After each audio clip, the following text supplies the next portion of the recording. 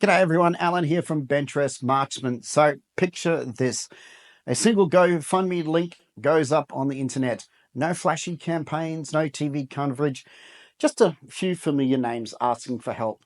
Within weeks, it's raised over $100,000, not for a rifle, not for a protest, but to build a brand new statewide advocacy organisation from scratch. And it's called ARC. You've probably seen the video from Mark and Sam. Maybe you even read the GoFundMe. Maybe you're even one of the people out there that have already donated. But here's exactly what I want to do today. Not just to react, not to praise or even criticize, but to assess. And more importantly, talk about what comes next. Because ARC isn't just another group, it's a test. A test of trust, a test of strategy, and a test of whether Aussie shooters, farmers, hunters, and freedom-minded families can actually build something that works before it's too late. Just a quick thing, this channel has no sponsors, and if you like what I'm doing, make sure you check out the links in the description of how you can support what I'm doing. So what is it? ARC, short for something that hasn't been revealed just yet. It's a proposed advocacy body built from the ground up in Western Australia. At the time of this recording, they've raised over $100,000 towards a $250,000 target. The key people behind it: Steve Harrison from Shooters Union Western Australia and former WAPO. Mark and Sam, fantastic content creators, long-range shooters, and the backbone who is fighting for Aussie shooters. Louise Kingston, current MP with rural and recreational experience. Nick Tonkin, handling the policy and administration coordination. So their claim is simple. Western Australia's new 2024 firearm regulations are not just extreme, they're unjust, unworkable, uncompensated, and if they are left unchallenged, these laws won't stay in Western Australia. Let that sink in. These laws won't just stay in Western Australia. They will become a national model. So ARC is building something to actually push back, not just with outrage, but with structure. They want to become an official voice for Western Australia recreational community, shooters, hunters, fishers, and even more. On paper, it looks really, really smart, but this is where we actually need to stop and take a breath. So ARC is different, or at least it says it is.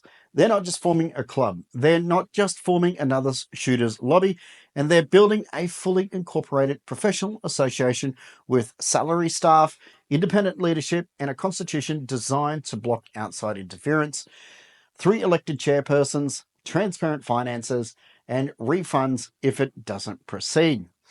And of course, full member voting rights. Sounds really great. Sounds fantastic. But you've heard that before, haven't you? Honestly, you have. That's the trap. On paper, everything looks ideal, but in practice, trust is earned, not claimed. So let's just talk about the real issue: trust. Gun owners in Australia don't trust easy, and why would we? We've watched organisations stay silent at critical moments, folded under pressure, focus on more ego than actual outcome, and fade into irrelevance while the laws got worse. And we've seen passionate individuals burn out. Even some of them move overseas. Some even gave up. And others, well, like Dave, a bloke I spoke to recently, just quietly vanished from the sport. Dave is 63 years old, shoots 22 LR with his grandson, never, ever caused a fuss.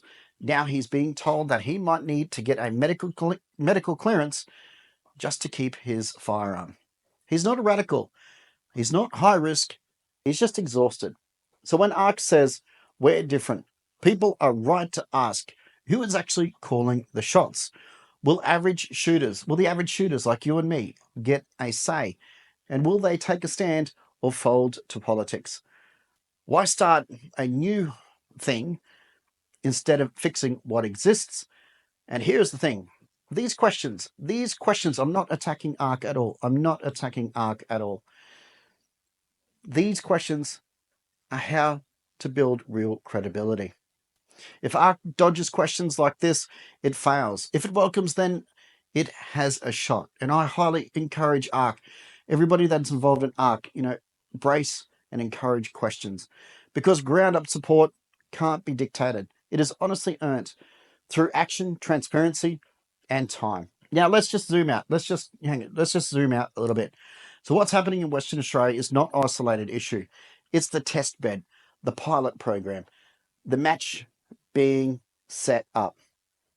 And the rest of the country is in dry grass.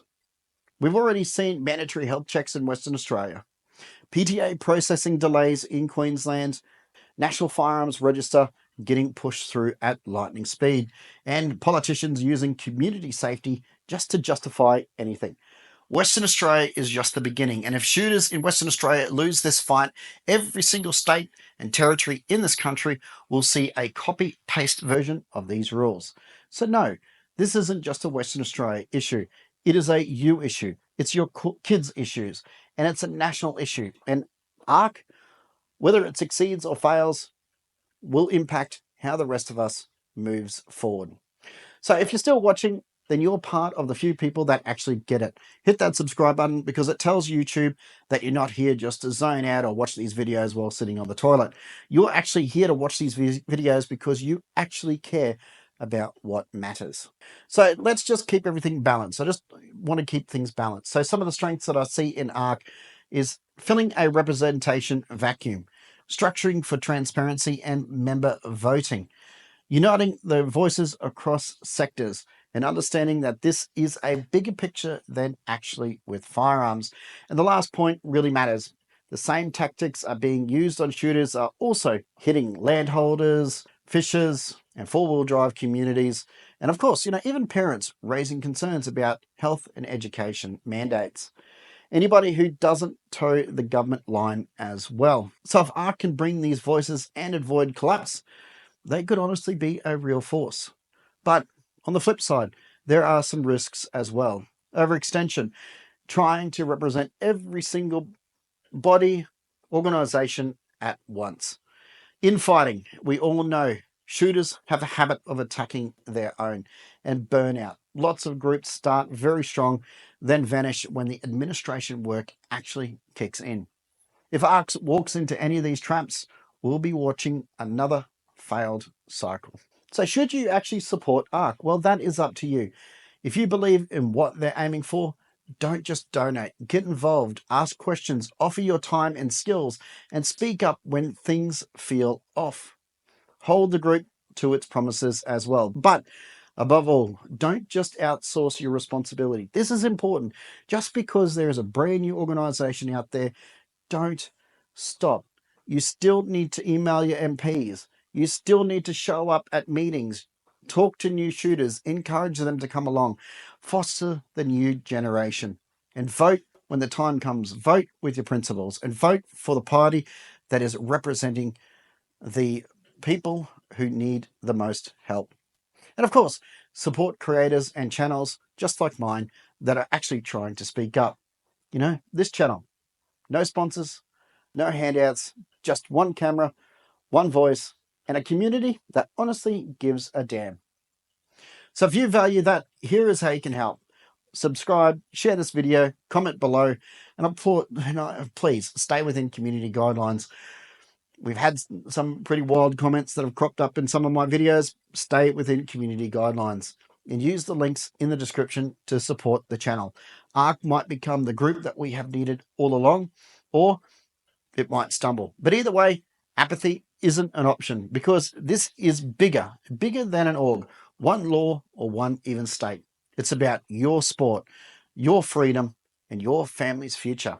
And this time we show up, not later, now. Thanks for watching, and I'll see you in the comment section.